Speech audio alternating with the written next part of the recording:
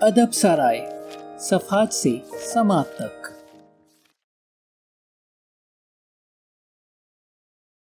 اب تک کے ساتھ اور تعاون کا شکریہ، مزید تعاون کے منتظر۔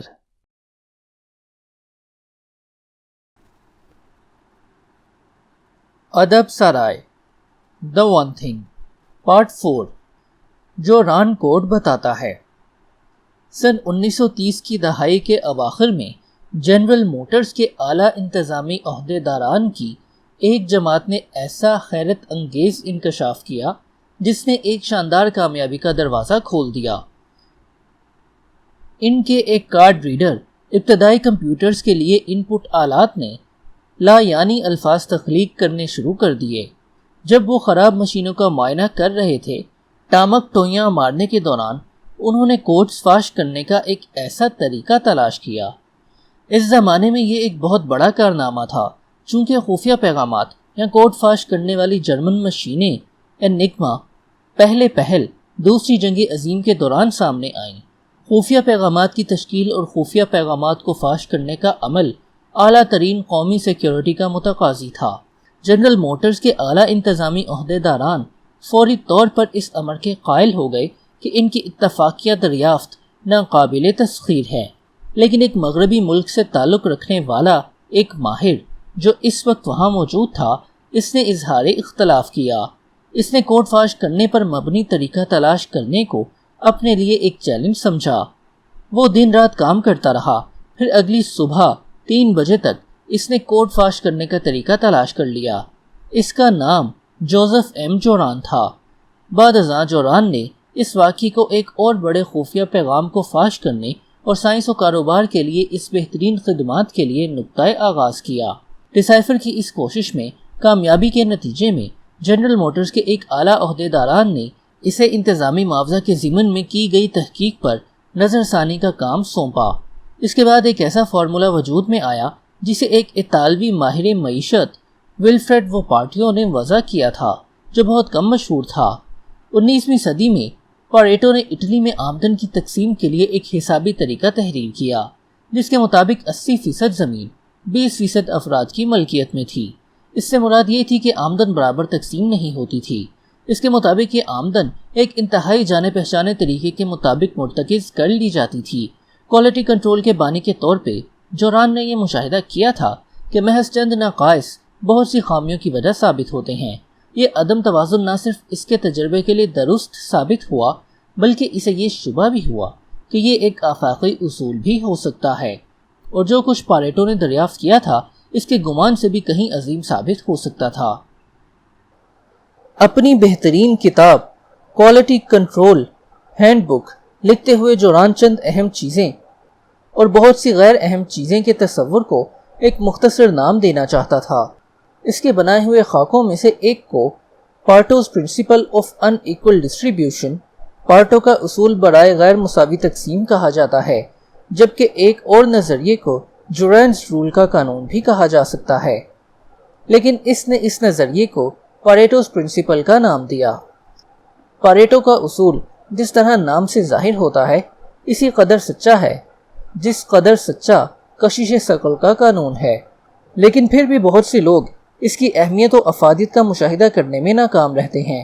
یہ محض ایک نظریہ یا اصول نہیں، یہ فطرت کی قابل ثبوت اور قابل پیش گوئی یقینی پن کا حامل ہونے کے علاوہ ایک عظیم ترین پیداواری سچائی ہے جو دریافت کی گئی۔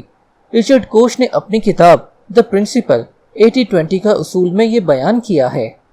80-20 کا اصول یہ کہتا ہے کہ بہت ہی مختصر کوششیں، کام یا سرگرمیاں بہت سے نتائج، کوششوں یا افادوں کی وجہ ثابت ہو سکتی ہیں۔ دوسرے الفاظ میں، کامیابی کی دنیا میں تمام چیزیں یکساں نہیں ہوتی۔ کوششوں کی بہت کم اور مختصر مقدار عین اسی طرح زیادہ سے زیادہ نتائج کی حامل ہوتی ہے، جس طرح درست کوششوں، سرگرمیوں اور کارروائیوں کی مختصر مقدار زیادہ سے زیادہ بہتر نتائج، فوائد اور کامیابیوں کی حامل ہوتی ہے۔ 80-20 کا اصول بتاتا ہے کہ آپ کی کم از کم کوششوں کا نتیجہ زیادہ سے زیادہ نتائج ہوتے ہیں۔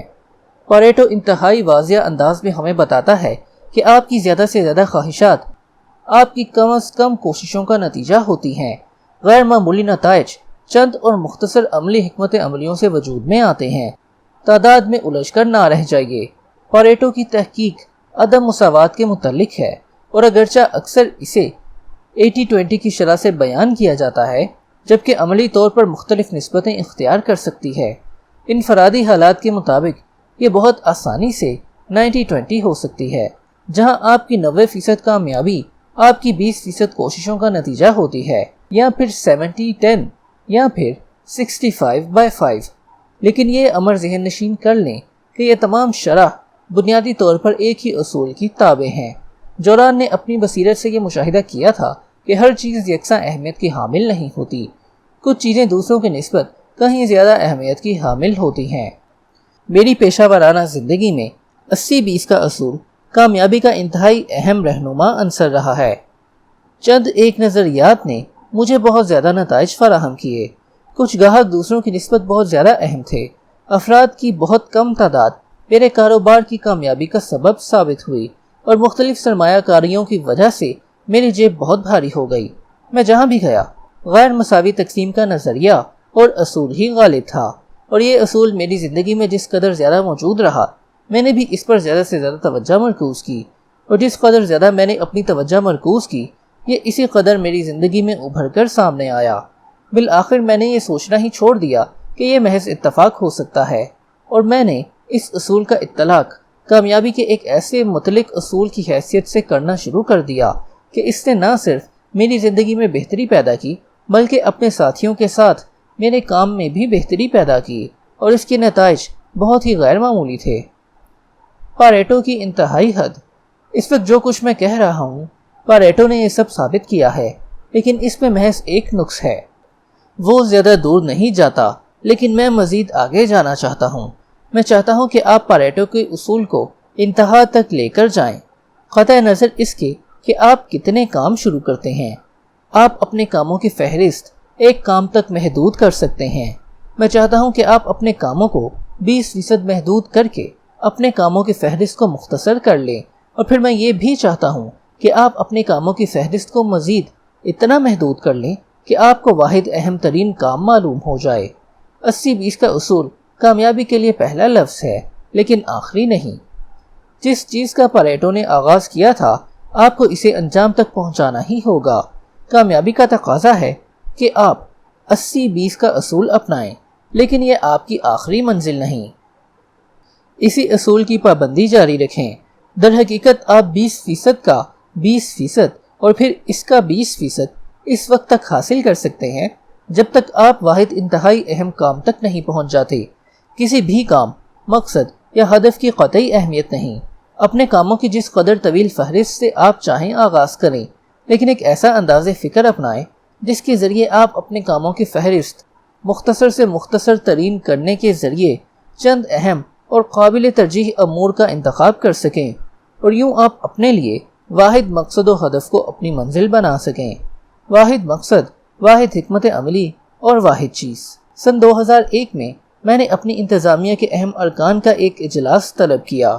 ہم ترقی کر رہے تھے، لیکن اس صنعت کے بہت ہی کامیاب لوگوں نے ہماری ترقی کا اعتراف ابھی تک نہیں کیا تھا۔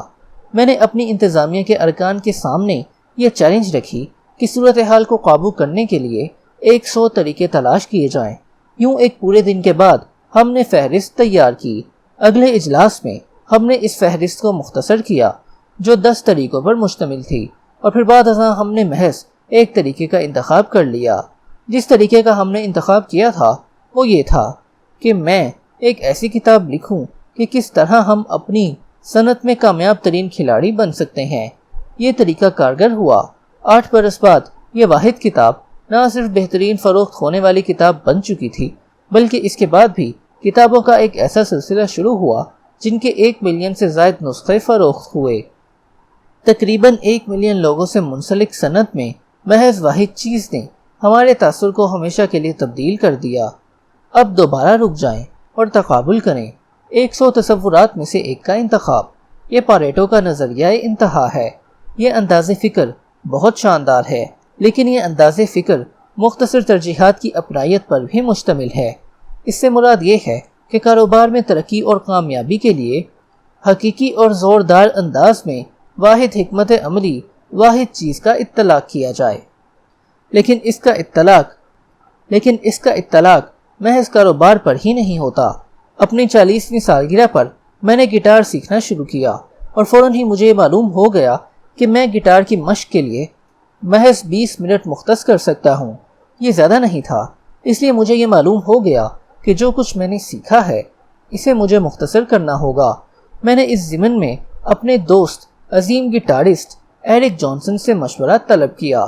اس نے کہا کہ اگر میں محض ایک کام کر سکوں تو پھر مجھے اپنے وقت کے مطابق گٹار کی مشق کی سطح کا انتخاب کرنا چاہیے۔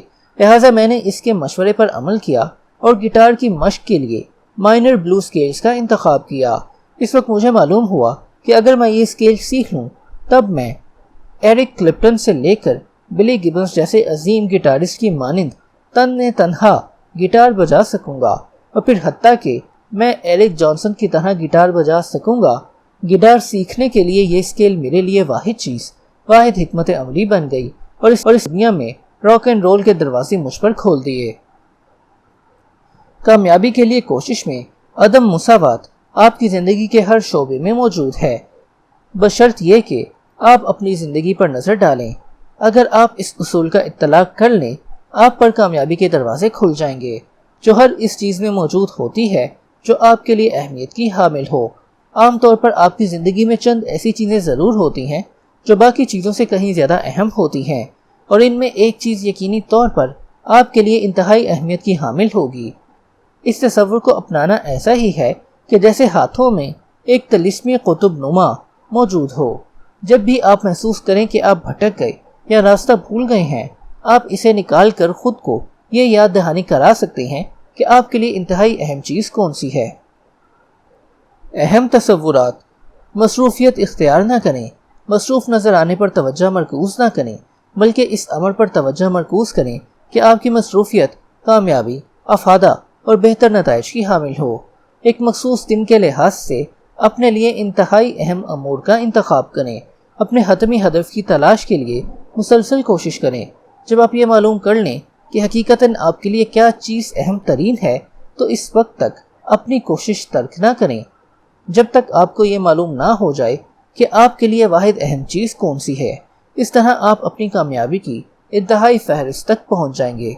کہیں خواہ آپ بعد میں یا کبھی نہیں کہیں، آپ کے کہنے کا مقصد یہ ہوتا ہے کہ اس چیز کے متعلق آپ کہیں اب نہیں جسے آپ اس وقت تک کر سکتے ہیں جب آپ کا اہم ترین کام انجام پا چکا ہو۔ ہر کام ضروری ہے، اس کے جال میں نہ الجھیں۔ اگر ہمارا یہ خیال ہے کہ تمام چیزیں یکساں اہمیت کی حامل نہیں ہوتی تو ہمیں اس اصول کے مطابق عمل کرنا چاہیے۔